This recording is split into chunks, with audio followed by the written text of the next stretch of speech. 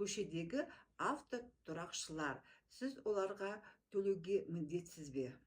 Автокөлік иелері өз көліктерін ақылы автотұрақтар мен тоқтауға немесе тұраққа тыйым салу белгілері жоқ жерде тегін қоя алады.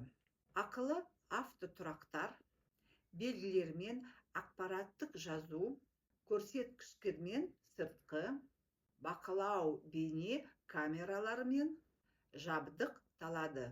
Дүкендердің, кеңселердің, мекемелердің жанында басқа көше тұрақтарды бар. Егер белгілер болмаса, олар тегін боп саналады. Алайда ешқандай ақылы тұрақ белгілері жоқ болса да, тұрақшы жүгіріп келіп, төлем сұрайтын жиі кездеседі. Сіздің әрекеттеріңіз төлем жасау қажеті жоқ.